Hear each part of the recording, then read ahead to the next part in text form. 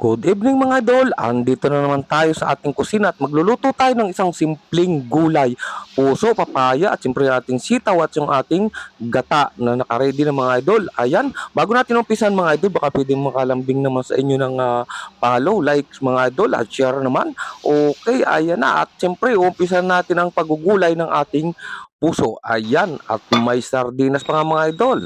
At sa puntong ito mga idol, ayan na ang nangyari sa bandang huli, binalibaliktad na. Okay, at siya nga pala ganito ang ginawa ko lang dito, binalatan natin yung ating tatlong puso. Tatlong puso idol yan na maliliit. Maliliit lang naman yan. Ang gagawin lang natin diyan ay siyempre hihiwain ko lang yan ng maninipis. Ayan, umpisahan natin ang paghiwa ng ating puso. Okay, hiwain lang natin ang pagayan at pagayon. Ang gusto kong hiwa dito ay yung maninipis lang para sa ganun ay madali namang maluto ang ating puso. Ayan na, hiwain natin yan ng maninipis. Okay, pagpatuloy lang natin ang paghihiwa hanggang sa matapos. Okay, ganyan lang ang ginawa ko mga idol dyan. At sa puntong ito naman ang nahiwa na natin, ayan na, nilagay natin sa palanggan ng stainless mga idol. At ito na nga, nahiwa na rin natin yung ating papaya. Ayan, okay. At ang gagawin ko dito, nilalagyan ko ito ng asin, yung ating hiniwang puso. Pagkatapos niyan mga idol, malagyan natin ng asin, ay simpre pipigaan natin yan. Ayan na, pipigaan natin. At para makuha natin yung kanyang dagta, yan, ganyan ang ginagawa ko. At nang sabi ng nanay ko nung araw ay kailangan pigaan yan para madali raw maluto at saka malambot. Okay mga idol. At ito na nga yung nakuha nating dagta, napakarami idol. Okay na, at ito na nga, napigaan natin, ito yung ating papaya, binalatan natin at hiniwa na rin natin. At ito naman yung ating sitaw, ayan, sariwang-sariwang sitaw natin. May naglako idol, ayan, bumili tayo. At ito naman yung ating sibuyas, okay, 2 pirasong malaki, ang ating hiniwang sibuyas at yung ating 2 sili. Pinag-apat natin yun idol, ito yung luya. Siyempre, ito yung ating bawang. Ayan, at siyempre hindi mawawala yung ating pamintang durog. Okay na mga idol yan. At nandito pa yung ating panggata na gagamitin. Ready na mga idol yan. Okay na, at sa puntong ito ay siyempre nagpainit ako ng pan at ginisa-gisa ko lang dito yung ating luya. Okay, gisahin natin yan hanggang sa mag light brown. At nung nagisan natin ay siyempre sinunod na rin natin yung ating bawang. Ayan, halu-haluin natin pagayon at papagarni. Okay na mga idol yan, at sinunod ko na rin dito yung ating sibuyas na 2 buong malaki mga idol. Ayan, magandang maraming sibuyas, mas masarap idol. Okay na, at nung lanta na idol ay siyempre ilagay ko na rin dito yung ating pinigaan na puso na hiniwa natin ng maninipis at haluin natin yan ng pagayon at papagarni para mamix naman yung ating mga sangkap. Ayan, okay na at mabango na idol. Kung naaamoy nyo lang mga idol, ginisa pa lang, mabango na. Ano pa kaya kung malagyan natin yan ng mga rekado.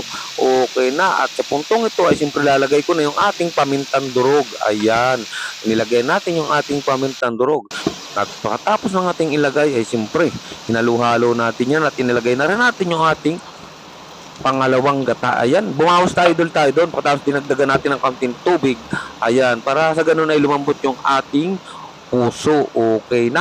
At siyempre, pag nahalo na natin ang gayon yan, ay mamaya-maya siyempre yan, ay lalagyan natin ang cover para naman mabilis lumambot yan. Okay. At yan na. Medyo nagisa na natin at nabubulo na naman ang Kuya Nelson mga idol. Ayan, sa puntong ito ay talagang nagdagdag tayo at talagang kulang yung ating pampalambot doon. Kailangan ay talagang malambot na malambot yung ating gulay na puso. Ayan na, mga idol, kuluan na. At siyempre, naglagay tayo ng kaunting asin. Pakalagay nga natin ng kaunting asin dito, alalay lang ang paglalagay ng asin kasi baka mapasobrang alat, ikinover na natin yan. At siyempre, pakakover natin yan ng ilang sandali. Siyempre, binuksan uli natin yan at yan naman ay may bisitahan. Okay, at sa palagay ko malambot na yung ating puso. Siyempre, hahaluin natin yan ng pagayon at papagarni para yung nasa ibabaw ay mapailalim at yung nasa ilalim ay mapaibabaw. Ay ano na baga mga idol. Pakabango na nga ni ng ating gulay na puso. Ayan. Ngayon naman ay siyempre maglalagay tayo ng kaunting pampalasa. Kaunti lang naman, huwag naman sobra. Alalay lang. At kung sakaling kulang ay di bago tayo magdagdag.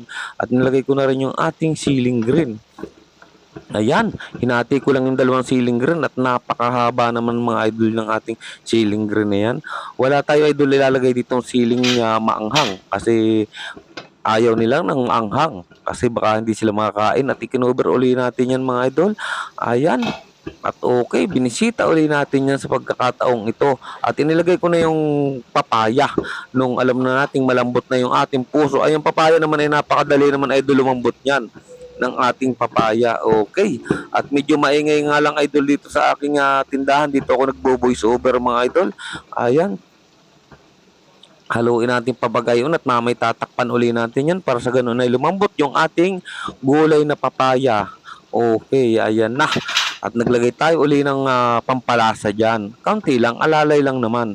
Kasi pangit din yung maraming ilalagay tayo dyan, pampalasa at ikinover uli natin yan. At muli nating bibisitahin yan mga idol. Ayan na. At talaga namang wala ng sabaw mga idol. Kailangan maglalagay na tayo mamaya-maya dyan ng malapot na gata. Ayan. Okay. At siyempre ilalagay na natin yung ating sitaw. Pakalagay natin ng sitaw ay siyempre hahalu-haluin natin ang pagayon at papagarni uli yan. At ngayon ay siyempre ilalagay na rin natin dito yung ating gata.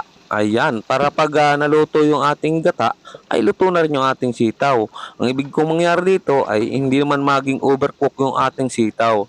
Yung may crunchy mga idol. Ayan, ayun ang gusto ko sa sitaw talaga na pagkakaluto. Sa puntong ito naman ay talagang binanlawan natin yung pinaglagyan natin ng gata at sayang naman. Total, napakalapot pa naman ito. Ayan, haluin natin para sa ganun ay mamix natin yung sitaw, papaya at saka yung puso at saka yung ating mga pampalasa dyan. Ayan na, malapit na rin idol maluto yan. Okay na, talagang napakabango na ng amoy nito. Okay mga idol, at sa isang sandali lang ay siyempre tatanggalan na mamaya ng apo yan. At inilagay ko na rin dito yung sardinas nung medyo luto na yung ating sitaw. At ang sardinas naman mga idol, ayun ay talagang luto na rin naman yan.